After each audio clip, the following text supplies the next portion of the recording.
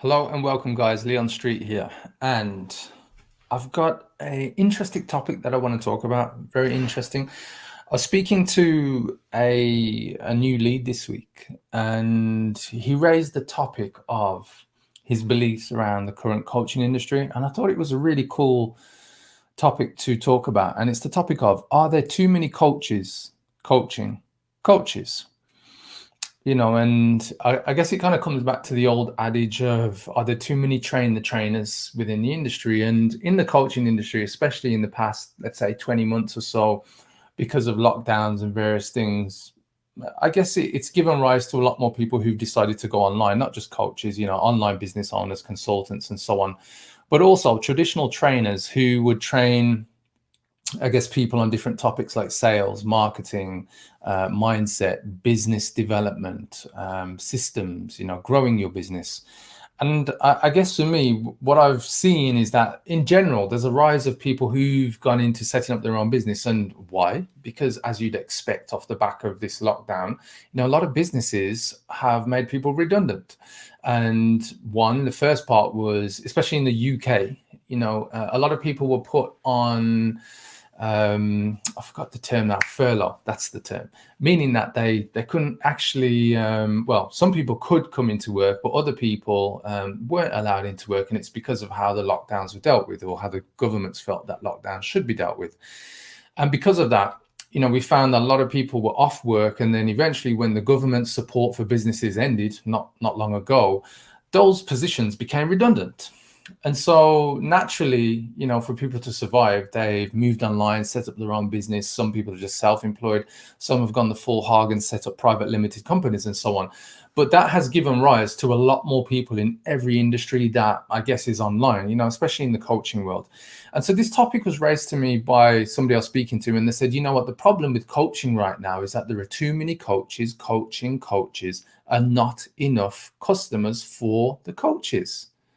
And I thought that's really interesting. And I don't know if that's your experience, for those of you watching, whether you're watching live or watching the replay. But I'd really be interested to know what your thoughts are. Do you think there are actually too many coaches and not enough customers for their coaches? But anyway, I think the problem isn't that. And I think the problem, there's so many famous sayings around the problem. I think the problem is the way that you look at the problem. And if you're in this situation where you believe there are too many coaches coaching coaches and not enough clients for you, is it perhaps that you focused on the wrong thing and not being able to attract clients, or, to do otherwise? But then this led me on to another conversation. Somebody reached out to me actually last night. I was doing my usual Wednesday evening live stream, and somebody reached out to me, a really cool guy. He's an older coach, and actually he was watching from LinkedIn. Really, just want to shout him out, Simon. And he raised the concern that he doesn't believe that the issue is about coaches being able to market themselves better. And this is really interesting, because I'd love to know your thoughts, those of you watching this. He said that the issue is that there aren't enough good coaches out there, because if you deliver great services or good services, then your reputation should speak for itself, and you should attract in word of mouth referrals. And then I thought, well, that topic's also interesting, because you got one coach saying that there are too many coaches coaching coaches and not enough clients because the market's saturated. And then you've got another person who says that the problem isn't marketing, it's people actually being good at their job as a coach or a consultant, and actually delivering great services and therefore attracting word of mouth referrals. And what I found really interesting is that both of them, they've got a valid argument, but at the same time, I don't agree with it. I don't agree that there are too many coaches coaching. I just think, it's just a sign of the times where people have moved online, and eventually, the good will always rise to the top. And at the moment, if you're in the marketing space or the coaching space and you see a lot of people reaching out to you, there is an influx of people who are in your DMs, VAs, appointment setters all over the world, right? And a lot of us are getting messaged on Facebook, on LinkedIn, on Instagram. It's just how things are for the moment anyway.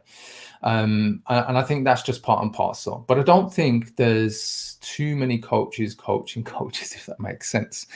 And it seems a bit of a paradox, because the reality is that coaches, you might have a mindset coach, transformation coach, leadership coach, career coaches, at the end of the day, they're not experts at sales or marketing or business development. They're experts at what they've perhaps qualified in or chosen to follow as their career path, as a coach.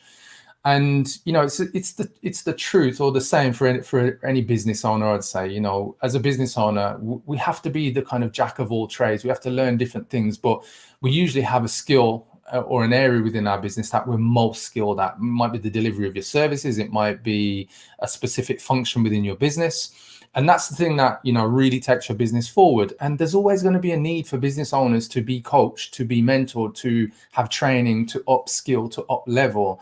And I think that will never go away. So therefore, that's why I don't see that as a problem. Too many coaches coaching coaches. As for the other thing that was raised by Simon, which I do respect his opinion, saying that there's not enough coaches who are doing a good job. That's what his words are. And I really love that, because the reality is that there's always going to be a segment of any industry where, let's say, your competitors or the people within your industry aren't really doing a good job. And well, if they're not doing a good job, obviously that reflects in their ability to get word of mouth referrals. But the opposite's true. I've seen a lot of coaches who do a great job, but they don't get word of mouth referrals because they don't ask. Now, this is the other problem. And, this might resonate with you. You might be in this situation. You might be doing a great job and you might be thinking, well, where's all these customers? Where are all these word of mouth referrals? Might be because you're not asking. And this is also an issue. And I found this a lot. It's not really to do with the coach. It's to do with human behavior. It's your ability to ask. I was having the same conversation with one of my clients probably just an hour ago about the way that I was raised as a child. The environment or the household that I was raised in was more traditional with my grandparents. And it was the kind of upbringing that was kind of wait until you're offered rather than asking. But as a child, that worked in that situation, and that's what I was kind of programmed to do. But as an adult running a business, I can't wait until I'm offered. I have to ask. And here's the thing that I wanted to raise here is that quite often, as a coach, you might be doing a great job. And let's say for whatever reason, you're just not asking for referrals, or you're just not putting yourself out there. That's the problem. Yeah.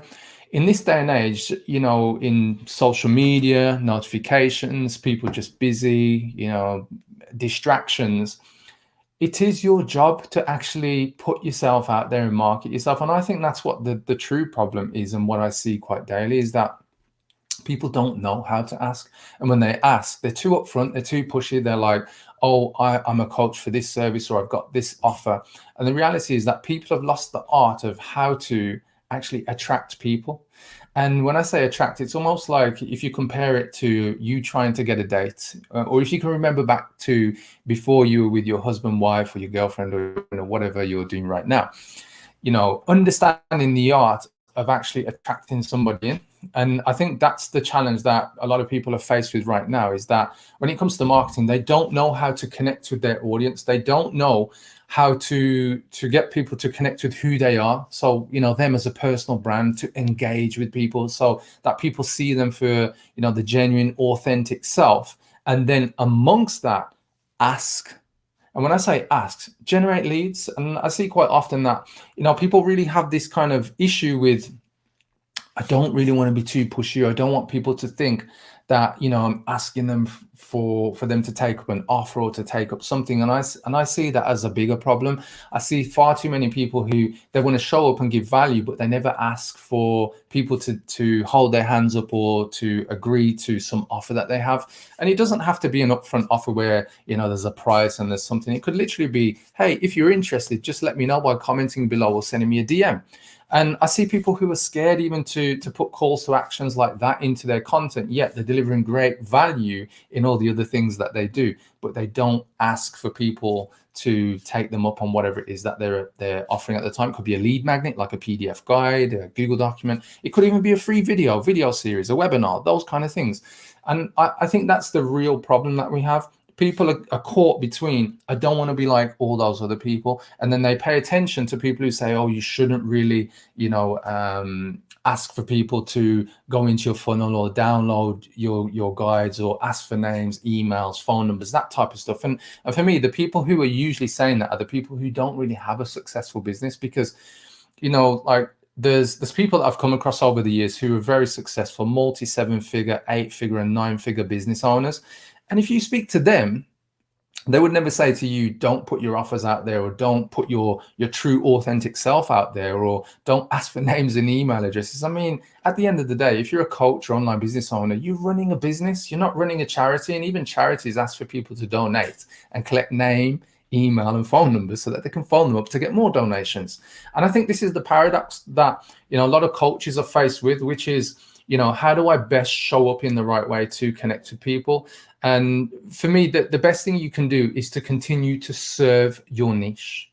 And going back to one of the conversations I was having with one of my clients earlier, the thing is that if you're in business, you have to have a vision. If you truly want your business to go places, if you want it to go to the next level and the next level and the next level, wherever your vision is.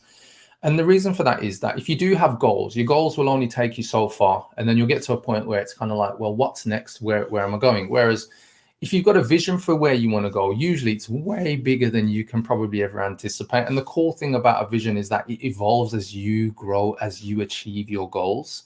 And for me, that's what your focus should be on. It should be on what's the vision that you have for your business, the vision that you have for your life. Because remember, your business is a vehicle to support how you live, not for you to live to work in your business, right? And I think the more that we kind of take a step back and focus on, like, why are we doing what we meant to be doing as our vision, the more that we focus less on our insecurities and the what ifs and the fears of actually showing up daily, showing up weekly, and just being who we're meant to be for our niche, for our target audience. And I think for me, that's the real key.